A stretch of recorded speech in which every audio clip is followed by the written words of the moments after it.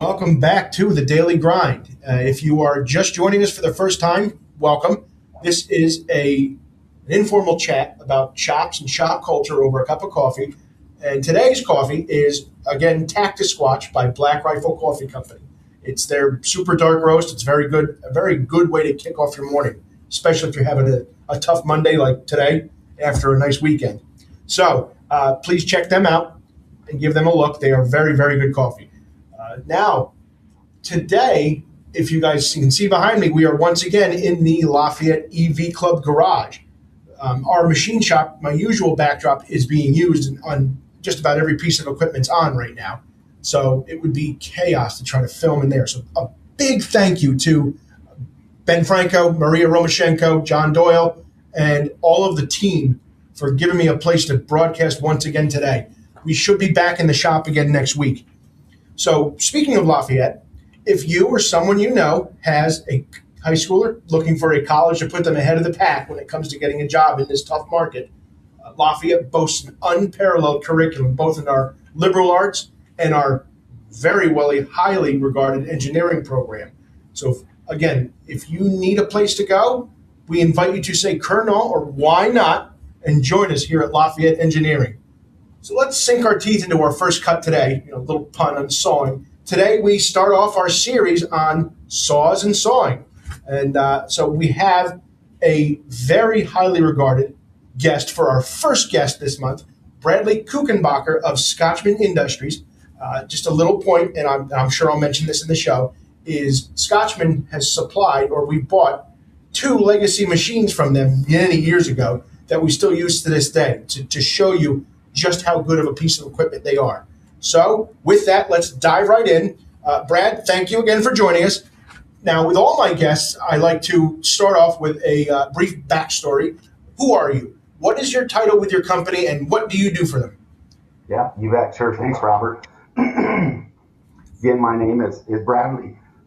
Excuse me, I got a frog in my throat there, but Bradley Kuchenbacher. Been with Scotchman Industries here for just about 30 years now. It's crazy how time flies. I started here at Scotchman in the shop, actually running a mill, and then moved to the lathe department.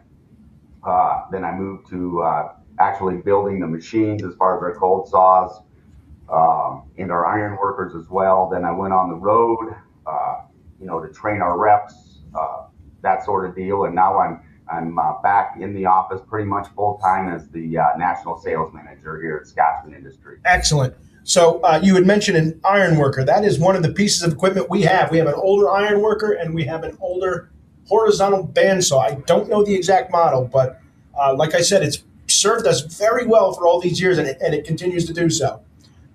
Now, shameless plug for your employer. Who is Scotchman Industries? What is their specialty? Their bread and butter. Please share all of Scotchman's legacy, the all-American manufacturing. I spoke with Kyle. I can't remember his last name. I spoke with your marketing guy, Kyle, and he just raved about your company. So please continue with that. Yeah, we're a South Dakota company. We're located in western South Dakota, kind of out in the middle of nowhere. But anyways, this is our 60th year in business, which we're extremely proud of, and it's always been based right here in Phillips, South Dakota. Our founder, Art Crutch is his name, started off just with a small little one person, almost like in his garage, repair shop. He would repair farm equipment, implements, tractors, anything mechanical. Long story short, he came across the idea of a hydraulic iron worker. And back in those days, hydraulics, it was first really getting big. So we were the first ones to mass produce the hydraulic iron worker that the world knows today. And now, of course, there's many, many competitors out there. But we're proud to say we were the very first inventor of the hydraulic iron worker. So we've been doing this a long, long time. And of course, as 60 years goes by, we have ventured off into the sawing market as well. We've been building our own cold saws right here in Phillips, South Dakota for 37 years. And we are the only American-made cold saw. There's of course many cold saw competitors of ours out there, but there's only one that's made in the United States, actually fully made, produced in the United States, and that's the Scotchman circular cold saw. So we're very proud of that as well. And we have ventured out into, I see that car frame behind you there, Robert. We now have pipe notchers, whether it's a mechanical pipe notcher or an abrasive pipe notcher, to make those frames, to fish mouth your tubing and whatnot, to put it all together. We're constantly coming up with new products in our research and development area. We have recently just come out with what we call a DBS3 dual belt sander. It's a very unique sander. You can take two belts on it. You can have a polishing belt and a grit belt for taking material off. But we're also coming up with a unistrut shear, an automated unistrut shear that'll be hitting the market, I would say, in the next 3 to 6 months after it gets through the test. It's in the testing phase right now. But right here at Scotchman, we have about 80 employees in-house. We have about 20 outside sales representatives. So, a company of about 100 people, nationwide, but it's all located here in Western South Dakota. We got a great, labor force here. We don't have the volume or the numbers, but a lot of our guys here in the office and in the shop, grew up in the farming, ranching background. And just they come to work, ready to work on time. We just got a great culture here at Scotchman Industries, out in the middle of nowhere. And when I was talking to Kyle, he parroted a lot of what you said, and being all American and all self-contained, which is something you just don't see anymore. A lot of people bring in components, and they'll manufacture or they'll assemble in America with global parts, but you guys do it all, which is one of the big bonuses for you.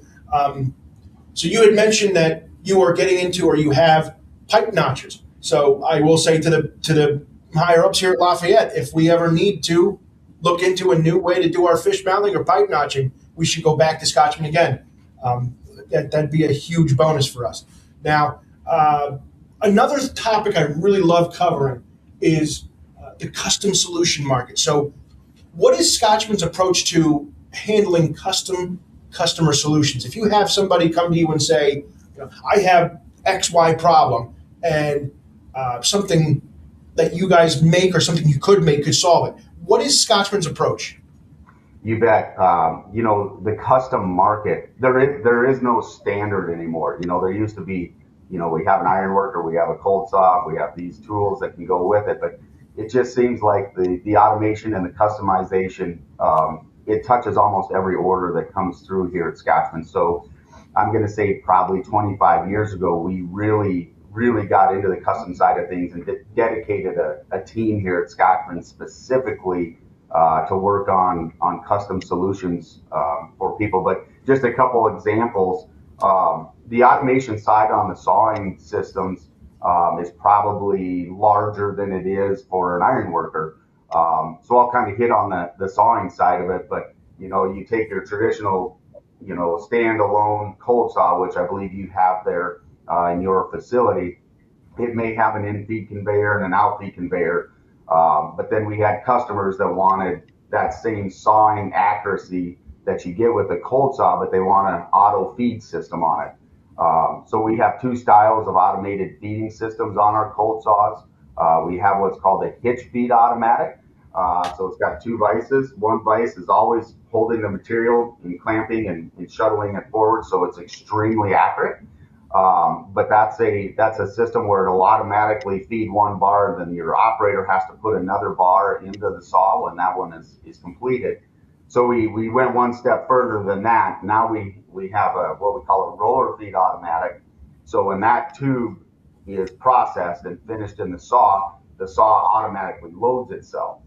So that's kind of the progression step on the automated side.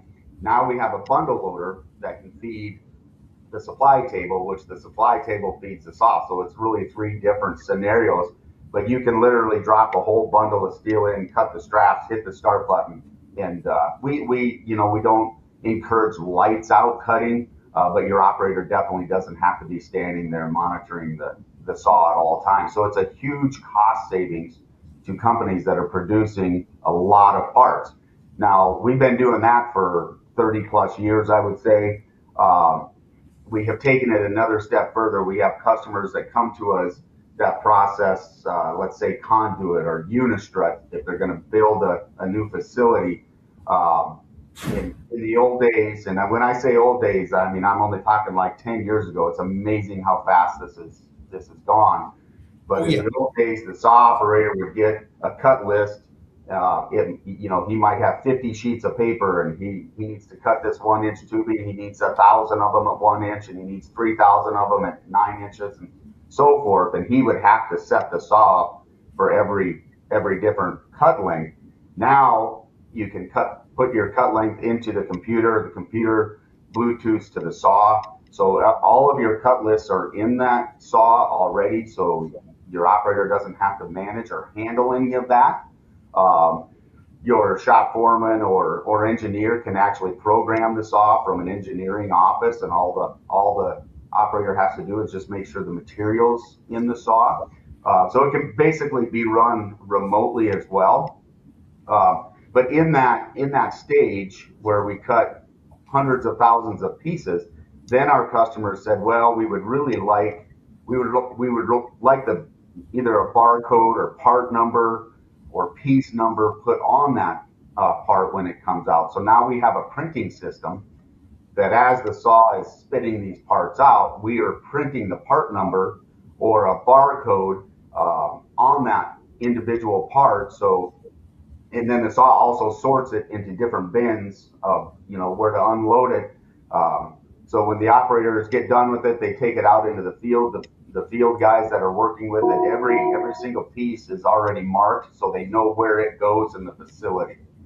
So that's just kind of a progression, on the sawing side of things that has become extremely popular, especially since COVID, Robert. It just seems like it's getting harder and harder to find real strong dedicated saw operators.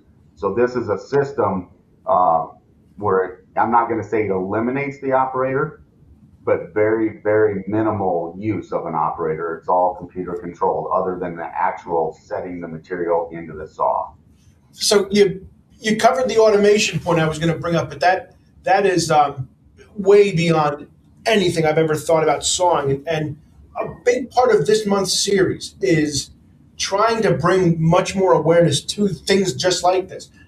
I've said it in my social media posts, and I've said it in my lead up to today's episode. And even for those listening and watching, I have an accompanying article in Cutting Tool Engineering magazine for March about sawing. We actually have pictures of your machine in there, and how it's a very often overlooked and really taken for granted process for taking raw stock and getting it to either a machinable blank or in the case of like this race car or the one I joined outside of here is from stock to finished part.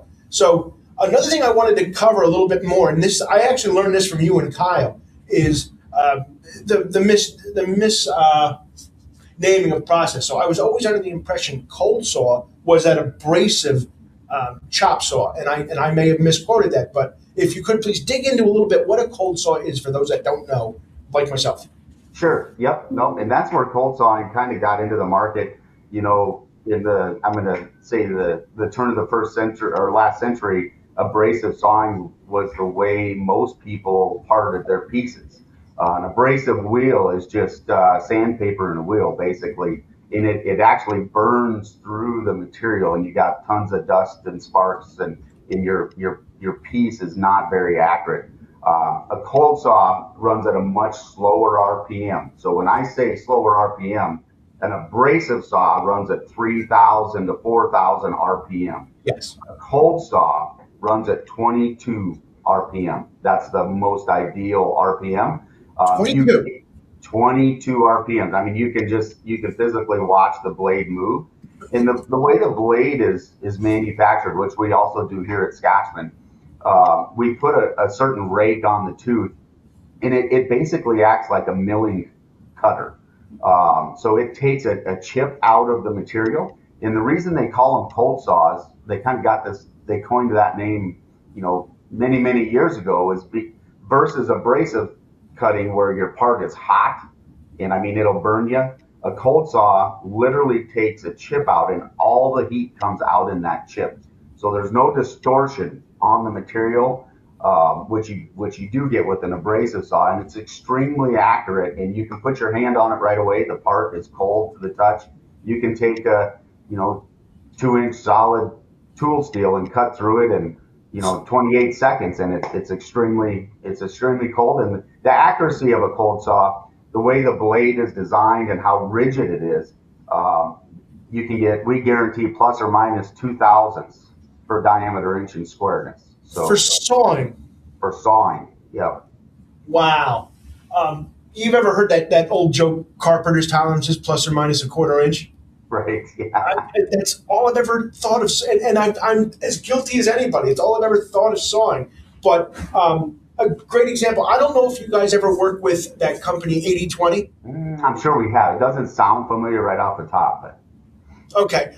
For all those in the engineering world too, 80/20 is a godsend. It's an infinitely adjustable aluminum extrusion stuff, and they offer a service that if you send them your lengths, and even if you want bevels, angles, whatever, they'll chop it right there at their facility for a tiny fee. And just like Bradley said, it is dead on. It is flat. It is cold. There's almost no burr. It's excellent. So cold sawing is a huge bonus. So to all those listening, I just admitted, I had the misnomer. I thought cold sawing was that abrasive chop saw. So thank you. Next, I want to cover go ahead, Rob.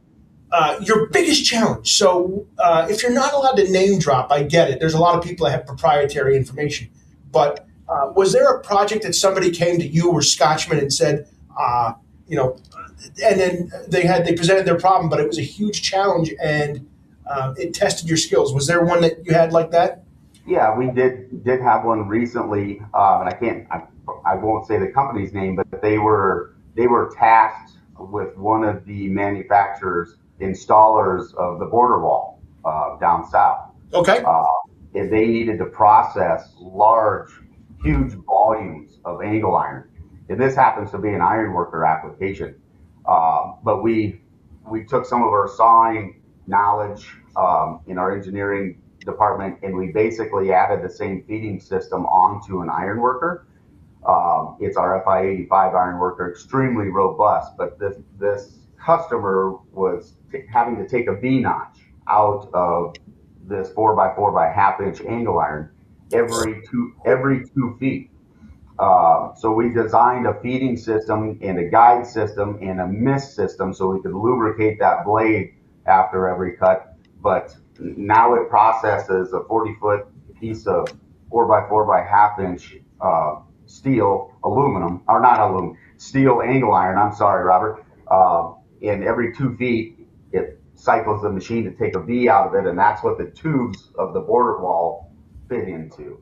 And when I say mass production, I mean that machine ran, I'm going to say, at least 2 shifts, if not 3 shifts a day, and then of course it got shut down, and now it's back up and running. But that machine's just been a workhorse for us. But we automated an iron worker for their needs to reach the volume that they needed, and it was a really neat project to work on.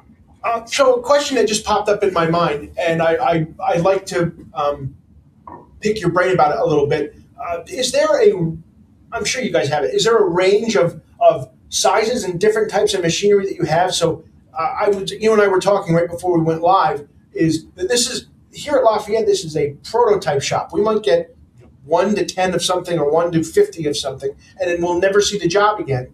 But in bigger shops that I've worked in, is that one saw will cut the same piece day in and day out. Do you guys have a range for high mix, low volume, and then low mix, high volume? We do. And again, on the customization side, you tell us what you want to do and we will build a saw for you.